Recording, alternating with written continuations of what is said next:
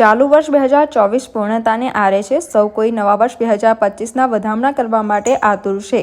જ્યારે શહેરની વિવિધ શાળાઓમાં એન્યુઅલ ફંક્શન સહિતના કાર્યક્રમોનું આયોજન કરવામાં આવી રહ્યું છે, ત્યારે વડોદરા શહેરના હરણી વારસિયા રિંગ રોડ ઉપર આવેલી ગુરુકુલ વિદ્યાલય ખાતે વર્ષ 2001થી વર્ષ 2015 સુધીમાં શાળામાં અભ્યાસ કરી ચૂકેલા શાળાના ભૂતપૂર્વ વિદ્યાર્થીઓ દ્વારા મુલાકાતનું આયોજન કરવામાં આવ્યું હતું, જેમાં હાલ વડોદરાના જ રહેવાસી અને સારી પોસ્ટ ઉપર નોકરી કરી રહ્યા હોય તેઓએ અન્ય વર્ગ મિત્રોને મદદ કરવાના હેતુસર રીકનેક્શનનું આયોજન કરવામાં આવ્યું હતું। આ કાર્યક્રમમાં ગુરુકુલ વિદ્યાલય ખાતે વર્ષ 2001થી વર્ષ 2015 સુધીમાં અભ્યાસ કરી ચૂકેલા શાળાના મોટી સંખ્યાના ભૂતપૂર્વ વિદ્યાર્થીઓ સમિત શાળાના આચાર્ય, સંચાલક ગણ અને શિક્ષણ ગણો ખાસ ઉપસ્થિત રહ્યા હતા। આ દરમિયાન ભૂતપૂર્વ વિદ્યાર્થીઓએ તેમના શૈક્ષણિક કાર્યકાળ દરમિયાન વિતાવેલી પળો પણ એકબીજા સાથે વાળોગી હતી। દિનેશ પંડ્યાનો સન આજે આ સ્કૂલમાં હું પોતે ભણ્યો છું અને આજે આ સ્કૂલમાં એડમિનિસ્ટ્રેશનમાં હું જોડાયો છું કે જે પપ્પાની જે એક સોશિયલ કોઝ હતું કે સમાજને શિક્ષણ પૂરું પાડવાનું અને સમાજ એક સારો સમાજ ઊભો કરવાનો, એમાં હું મારો શું ફાળો આપી શકું એમાં હું જોડાયો છું। અને આજે આટલા બધા સ્ટુડન્ટ્સ જે મારી પોતાની બેચના અને હું જન્મ્યો નહોતો એ પહેલાંની બેચના બધા આવ્યા છે ને એટલું બધું સારું લાગે છે કે બધા આટલા વર્ષો પછી ભેગા થયા અને જે બેન્ચીસ પર હું બેસીને ભણતો તો આજે એ બેન્ચીસ પર બીજા છોકરાઓને ભણતા એટલી બધી ખુશી થાય છે। એટલે આ બધાનો મારા જૂના વિદ્યાર્થીઓ અને મારી બેચમેટ્સ અને મારા પછીના બેચમેટ્સ બધાને આવ્યા છે એનો બહુ જ આનંદ થાય છે। I am happy, really happy. Actually મેં આ શ્રેય જાય છે દિનેશ સરને, કારણ કે હું જ્યારે અહીંયા આગળ ફર્સ્ટ મને અગર ચાન્સ મળ્યો તો ગુરુકુલ વિદ્યાલય મને આપ્યો હતો મારા ટેલેન્ટને જોઈને। એમની ઘણી બધી દાટ પડી હતી અને ઘણો બધો ફટકાર પડ્યો હતો મને અહીંયા, અને એ ફટકારથી જ મને માર્ગદર્શન મળ્યું અને ઘણી બધી વસ્તુમાં હું આગળ વધ્યો।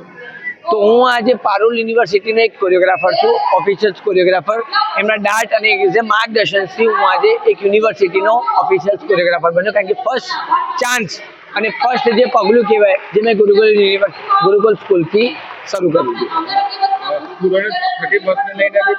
હા, આજે એકચ્યુઅલીમાં 31st ઉજવણી પણ અહીંયા આમ થઈ રહી છે અને એલ્યુમિની પ્રોગ્રામ થઈ રહ્યો છે, જે જૂના ટીચરોને બોલાવીને અહીંયા એમનું સન્માન કરાવડાયું છે। અને ખરેખર હું આભાર માની રહ્યો છું દરેક સ્ટુડન્ટોનો અને દરેક આજે ઓર્ગેનાઇઝ કર્યું છે અને દિનેશ સરનો કે જેમને મને બોલાવીને પોતાનું મારું પણ સન્માન કર્યું છે। તો થેન્ક યુ સો મચ। અને મીડિયાવાળાનો પણ હું સન્માન કરવા માગું છું, કારણ કે એ મીડિયાવાળાએ આ કાર્યક્રમનો ઉદ્ભવ કર્યો છે અને કેપ્ચર કર્યું કે આટલા સારા ઇવેન્ટને તમે બહુ સારી રીતના નિહાળ્યું। મારું નામ છે રામ શાહ। આજે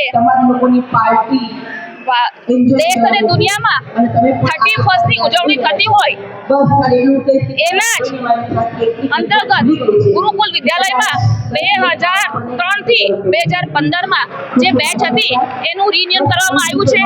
જૂના સ્ટુડન્ટ, જૂના ટીચર્સ આજે એક મંચ પર આવ્યા છે, એક સાથે આવ્યા છે। ઘણા લોકો વર્ષો પછી બીજાને મળી રહ્યા છે। તો જે રિયુનિયનમાં અમને જે દિનેશભાઈ પંડ્યાએ મને આમંત્રણ આપીને બોલાવી છે એના બદલ ખૂબ ખૂબ આભાર માનું છું। મારું જે સન્માન કરવામાં આવ્યું એના બદલ આભાર માનું છું। અને આવી રીતે લોકોને દરેક સ્કૂલ, દરેક સંસ્થા 31st ની ઉજવણીને બદલે આવી રીતે ગેટ ટુગેધર કરીને આપણી હિન્દુ સનાતન સંસ્કૃતિ છે એને રાખીને આગળ રાખીને દરેક સ્કૂલો પણ જે આવી રીતે જે કાર્યક્રમો કરતા હોય 31st ઉજવણી દરેક કરતા હોય, પણ જે કહેવાય કે નવું વર્ષ 2003 થી 2015 ની બેચનું આજે એક રિયુનિયન કરીને નવા વર્ષની આપણે હિન્દુ સનાતન ધર્મની જે પણ વર્ષ છે એના બદલ જે આજે ઉજવણી કરવામાં આવી છે એમાં દિનેશભાઈ પંડ્યાનો ખૂબ ખૂબ અભિનંદન પાઠવીએ છીએ। અને અહીંયા આ સ્કૂલમાં જે પેરેન્ટ્સ ભણી ગયા છે એમના બાળકો પણ અહીંયા છે, એમના દાદા દાદી પણ અહીંયા છે, એટલે સેકન્ડ જનરેશન પણ અને થર્ડ જનરેશન પણ અહીંયા ભણી રહી છે। અને અમારા વિસ્તારની ગુરુકુલ વિદ્યાલયમાં ખૂબ સારી રીતે સંસ્કારનું સિંચન થાય છે।